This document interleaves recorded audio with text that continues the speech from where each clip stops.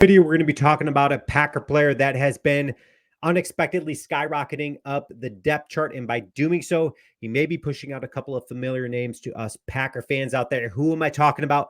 Before I break that down for you guys, if you're new to the channel, I talk everything Packers. So please take a second to hit that subscribe button. The Packers currently have 12 wide receivers on the 90-man roster. Of course, 12 cannot make the 53-man roster, so that number is going to go down to 6 more than likely. Your shoe-ins on those 6 wide receivers that are going to make the Packer 53-man roster are your Romeo Doubs, your Jaden Reed, your Christian Watson, and your Dontavian Wicks. You can even make the argument that there's a 5th wide receiver out there for the Packers in Bo Melton, a guy that came into OTAs and mini camp and then training camp, just looking like he put in the offseason work. And it's showing that way, a guy that came in last season and stepped up when they needed him to. He had a big 16 receptions, 218 yards and a touchdown.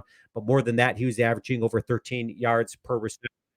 So Bo Melton, I think, is that easy 5th shoe-in wide receiver for the Packers. So that leaves a room of talented wide receivers out there to make that 6th spot on the Packer 53-man roster. You got names like Jalen Wayne, Julian Hicks, Rory Starkey, Dimitri Stanley, Samori Toure, Grant DeBose, and Malik Heath. Those are some good names for Packer fans out there. So who is that guy that has been unexpectedly kind of climbing that, just climbing the ladder here in Green Bay?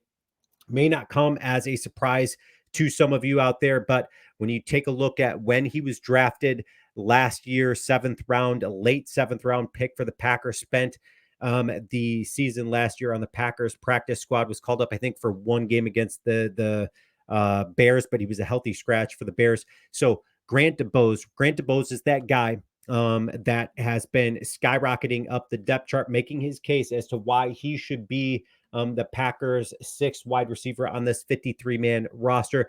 Before some of you guys start kind of flipping out saying, well, that is an easy shoe-in for us, Grant DeBose is that guy. Well, he spent last season on the practice squad, and by doing so, he's going to be pushing out a couple of big names out there like your Samori Toure, 7th round pick in 2022. He was the 258th pick overall for the Packers. Had a decent rookie season in 2022, 5 receptions, 82 yards, and a touchdown. And in 2023, I think he actually took a step back. He had more receptions, 3 more receptions, adding 8 receptions total, 78 yards, not quite as many receiving yards last year as opposed to his rookie season. No touchdowns. And you can make the argument that's because the Packers drafted so well last season. So by doing so, you also would be pushing out a guy like Malik Heath. Malik Heath, undrafted free agent last year for the Packers. A very nice season last year, rookie season for the Packers last year. 15 receptions, 125 yards, and a touchdown. But he was only averaging about 8 yards per carry and per reception. And so when you start talking the difference between him and Bo Melton again averaging just over 13 yards per reception. So when we start mentioning Grant DeBose and what the scouts had to say about this dude entering the NFL, well, it's not all roses for this dude. It's not as sexy as some of you may think. Obviously, he had a very good collegiate year, career for Charlotte. But here is what the scouts had to say about Grant DeBose entering the NFL. The Athletic said this about him. He said time speed and play speed are both average at best. And that's his big knock. And you're going to see a reoccurring theme here. Doesn't have the route acceleration to easily get on top the coverage. Well, that's a problem if you're in the NFL and you're a wide receiver. And then it says right here by Draft Network, struggles versus tight man, not elite speed, not elite separator.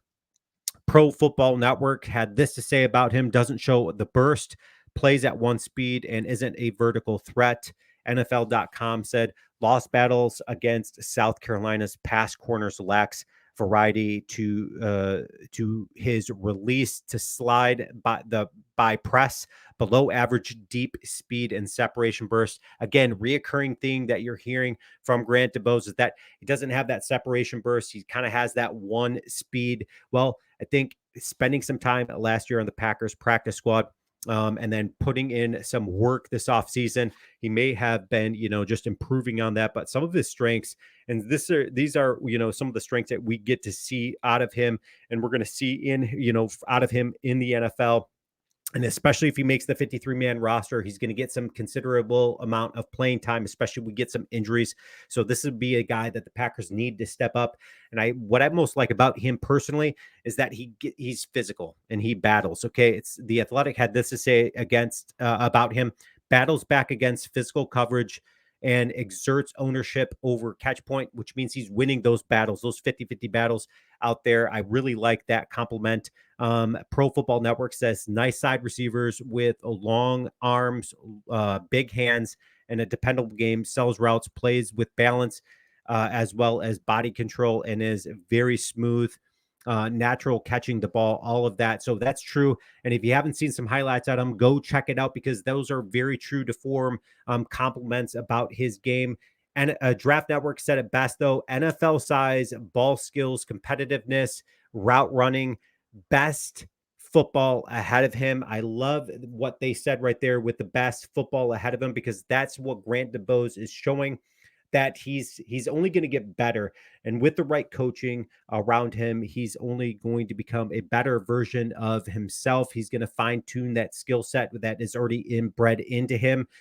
So I'm excited to see what Grant DuBose is able to do out there. But does he win the battle between him and Malik Heath? I think Samori Toure is going to find himself on the practice squad for the Packers, but Malik Heath and Grant DuBose, leave your comments. Let me know, who do you think is going to win that starting role here in Green Bay as that sixth wide receiver on the 53-man roster? Is it going to be Malik Heath or Grant DuBose, or other? Is there going to be another guy that you think is going to make the Packers 53-man roster, like your Samori Toure? I just don't see it happening for Samori Toure. I think it's just going to be a two-man battle between Malik Heath and Grant DuBose. Leave your comments. Let me know what you guys think. And as always, go Pack Go.